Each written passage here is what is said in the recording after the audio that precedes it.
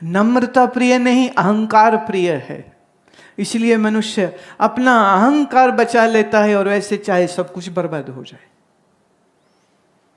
सोई जा नहीं, वही जानेगा जिसको तू जन्माएगा, और जब जानेगा तो जानत तुम ही हो जाए।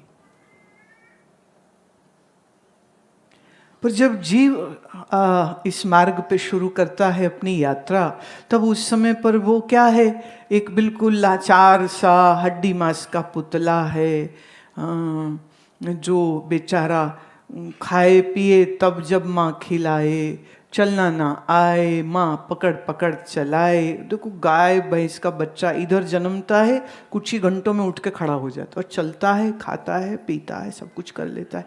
आदमी का बच्चा निकम्मा नहीं, 9 महीने तक तो उसको खड़ा ही नहीं होना था। खड़ा करो गिर जाएगा, खड़ा करो, पलटी नहीं लेनी आती, मांग करवट, वो भी माएँ दिलाएंगे, अब करवट दिला दो, अब सीधे कर दो। अच्छा दूध पिएगा तो डकार लेना नहीं आता, तो माँ यहाँ छाती में लगा के उसकी पीठ थपथपाती है और फिर अब ठीक है। ये मेहनत पशु के साथ नहीं करनी पड़ती, वो अपने आप खा लेते हैं, पी लेते हैं, बड़े हो लेते हैं। मनुष्य का बच्चा एकदम दीनहीन लाचार होता है, सीखता है धीरे धीरे। पर चक्कर ये है, माया के पसारे में है, दुनिया में जकड़े में है, इसलिए दुनिया की चीज़ें जल्दी सीखता है। धर्म अध्यात्म पता कुछ नहीं। अगर किसी कारणवश उसको ऐसे माता पिता मिल गए जो राजसिक और तामसिक हैं, तब तो समझिए वो पशु का पशु ही रह जाएगा, सिर्फ पशु। ये मैं बात कई बार कहती हूं कि अगर तुमने अपने बच्चों को सिर्फ धन दिया है तो तुम उनके सबसे बड़े शत्रु हो। उन्हें और कोई शत्रु नहीं चाहिए, तुम काफी हो। और तुम क्या देते हो? रुपया। तुम क्या देते हो? सिर्फ पैसा। तुम क्या देते हो? सिर्फ बड़ा मकान, खाने को सामान, खर्चने को पैसे, घूमने को गाड़ी। धर्म नहीं, संस्कार नहीं, कुछ नहीं। ट्रेडिशनल एकेडमिक स्कूलों की पढ़ाइयाँ, जहां धर्म नहीं, अध्यात्म नहीं, संस्कार नहीं, फिर से कुछ नहीं वहां पर। और फिर बनेगा डॉक्टर, इंजीनियर, इंडस्ट्रियलिस्ट। स्कूल ने नहीं सिखाया, क्या माँ बाप सिखाया? अभी अयोध्या में कुछ वरिष्ठ संतों के साथ बैठे हुए पर यह चर्चा उठी, तो मैंने ये कहा कि ऐसा क्यों नहीं किया जा सकता है, ऐसा क्यों नहीं किया जा सकता है कि किसी भी बच्चे का जब जन्म होए तो उसका नामकरण आजकल तो लोग गूगल से करते हैं। List of names of girl child, list of names for boy, और अजीब अजीब नाम रखते हैं। और मैं हमेशा पूछती हूँ क्या मतलब इसका? पता नहीं। फिर कई बोले ये पर्शियन नाम है। मैं तुम पर्शिया में जन्मे हो? तुम कभी किसी कॉकेशियन व्हाइट अमेरिकन को मिले हो जिसका नाम घनश्याम दास होए? हाँ, वो धर्म की राह में चल पड़ा है तो फिर वो उसने अपना पूर्व नाम छोड़ के नया नाम ले लिया हो, उसके गुरु ने दे दिया, वो एक अलग बात है। पर ये विदेशी गुलामी जो तुम्हारे दिमागों में फंसी हुई है, कोई मिला पीछे, बोला मैं क्या नाम है? बोला मिक्की। मैं तू माउस है? आई यू माउस? एक और मिले सज्जन, न्यूजीलैंड की बात है, मैं क्या नाम है? बोले टॉम। मैं तो जेरी कहाँ है? तेरी बीवी का नाम जेरी है क्या? कहते नहीं, ऐसे तो नाम त्रिलोचन है। तो मैं ये तू टॉम कैसे हो गया? कह रहे यहाँ के लोगों को बोलना नहीं आता तो मैं अच्छा सिखाओ उनको, इन गधों को अगर नहीं आता तो सिखाओ, उनकी भाषा नहीं है कोई बात नहीं, तुम सिखाओ। तुम क्यों बदल गए? तुम उनको अपने जैसा बनाओ, तुम उनके जैसे क्यों बना? वो तो फिर मांस मच्छी शराब खाने वाले लोग, फिर तो तू वो भी करेगा। वो तो अनेक स्त्रियों से रिश्ते रखते हैं, आज ये गर्लफ्रेंड, कल वो गर्लफ्रेंड, आज इससे शादी, कल उससे शादी। और पिछले कुछ 20 साल से तो यूरोप का चलन है, वो तो शादी करते ही नहीं, साथ रहते। ये बता रहे थे मेरे को कि नॉर्वे में एक म्यूजिशियन है, वो कहता है कि मेरी मम्मी की शादी है, तुम आओगे? बोले मम्मी की शादी है? बोले हाँ, वो जो मेरा मम्मी का बॉयफ्रेंड है ना, उससे शादी होने जा रही है।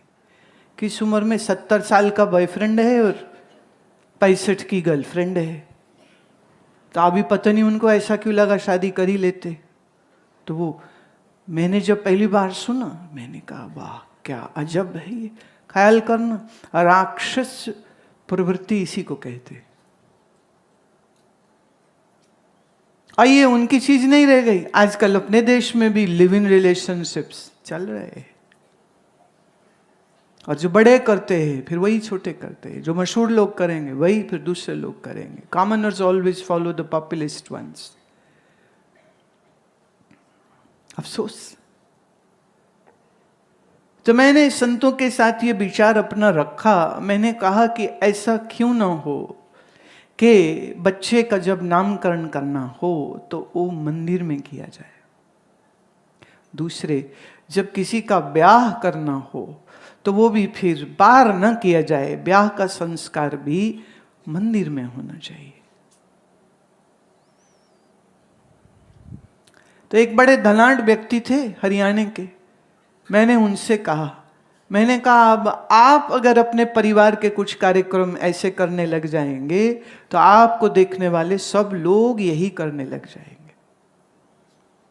नाम गूगल से नहीं, नाम किसी विद्वान से रखाओ, किसी महात्मा से कराओ, किसी विद्वत व्यक्ति से कराना चाहिए।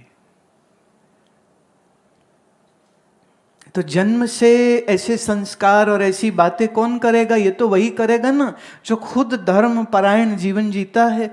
अगर आपके माता पिता ऐसे नहीं थे तो महाराज फिर तो लुटिया डूब गई आपकी, फिर तो कुछ ना हो सकेगा। फिर कह दूं, अरबों अरबों मनुष्य हैं इस पृथ्वी पर जिन्हें यह सौभाग्य नहीं मिलता है, बिल्कुल नहीं मिलता।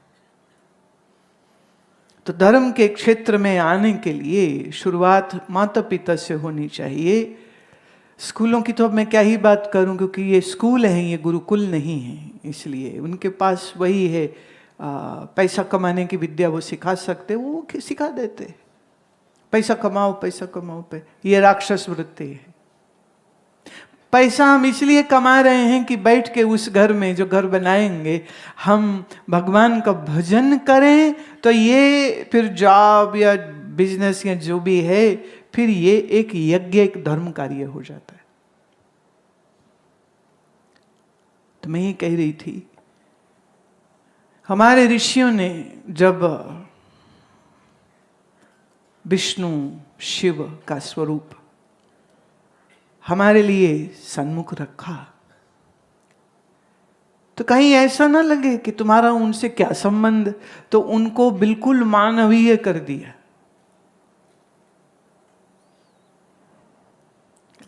जैसे विष्णु सहस्त्र नाम में, सुनो इस श्लोक को,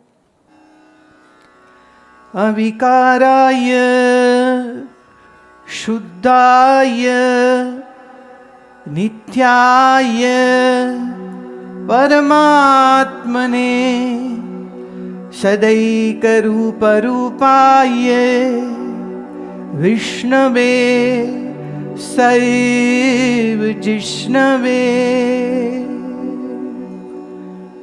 कौन है विष्णु? जो अविकारी है, जिसमें कोई विकार नहीं है, शुद्ध है। कौन है विष्णु? नित्याय, जो नित्य है, नित्य है। परमात्मा ने, हम उसी को परमात्मा कहते। बहुत ध्यान से सुनना है इस बात को। कौन है विष्णु? जो अविकार है, जो शुद्ध है, जो नित्य है, वही परमात्मा है। सदैक रूप रूपाय, जो आप सनातन सत्य है, और वह आप ही सर्व रूपों को धारण जिसने कर लिया है। और सर्व जिष्णवे, इस संसार में जो भी कुछ मरण धर्मा है वो सबको जीत लेता है। मतलब देह मर जाती है, आत्मस्वरूप तो बना रहता है। आत्मा विजयी भव हो गया ना, देह मर गई आत्मस्वरूप है। यह है विष्णु का स्वरूप। अब जब ऋषि चरण में बैठोगे तो विष्णु के इस स्वरूप का ज्ञान पाओगे। अब अगर आपको, अच्छा देखिए, ऐसा कहते हैं कि सतयुग में सब सत्वगुणी थे, सब तपस्वी थे, सब महामानव थे, सब ज्ञानी थे, तब उस समय पर मूर्ति पूजा नहीं थी। क्यों? क्योंकि वो परमात्मा के स्वरूप को जानते हैं, पहचानते हैं, निश्चय है। इसलिए इस आकार जगत को देखते हुए, इस आकार देह के साथ जीते हुए, वो उस निर्गुण निराकार जिसको अविकाराय शुद्धाय नित्याय कहा, इसका बोध था, इसकी समझ थी। द्वापर में आते आते तलक बुद्धि, ज्ञान, निष्ठा धीरे धीरे वो विलक्षण जो समझ थी वो थोड़ी कम होने लगी। तो महात्माओं ने कहा, ऋषियों ने कहा, अब इन ये मनुष्यों को कैसे जोड़ें हम? तो कहा यज्ञ करो।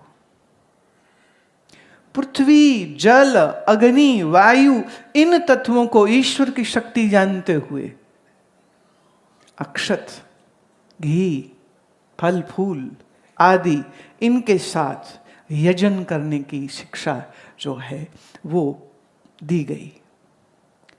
त्रेता में सब तपस्वी थे। अरे तो भयंकर तप करते हैं, क्या आप सोच नहीं सके। सतयुग में ज्ञान प्रधान है, तप प्रधान है, फिर यज्ञ प्रधान है, और फिर आ गया कलयुग। कलयुग में काली मचा गई, कलयुग में बुद्धि कलुषित हो गई, कलयुग माने तमोगुण बढ़ गया। अब ये सदैक रूप रूपाय की समझ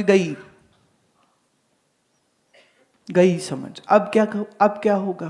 तो अब फिर ऋषियों को उस अमूर्त को मूर्त का आकार देना पड़ा।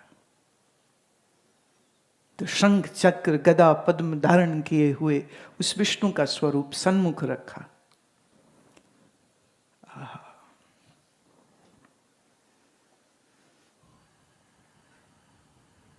अब नित्य का, शुद्ध का, सर्वव्यापक का ध्यान कैसे करो? बुद्धि तो गड़बड़ हो गई, मन तो गड़बड़ हो गया, अब क्या करें? तो उन्होंने कहा अब तुम इस स्वरूप को अपने चित्त में धारण करो। चित्त में धारण कैसे करें? तो फिर हमारे ऋषियों ने स्वयं शिल्पकार होकर के ये आकारों को प्रस्तुत किया। और पुराणों के द्वारा, पहले था वेदांत ज्ञान, और फिर कलयुग के पास आते आते तक पुराण को ज्यादा विकसित किया। पुराण में क्या है?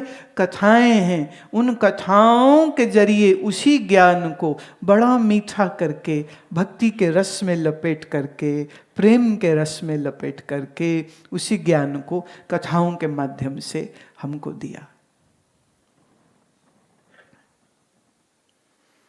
वाह! कौन है विष्णु जिसके स्थान पे आए हो? कौन है विष्णु? सुनो, ये विष्णु सहस्त्र नाम में श्लोक आता है छठा, और यस्य स्मरण मात्रेण जन्म संसार बंधनात्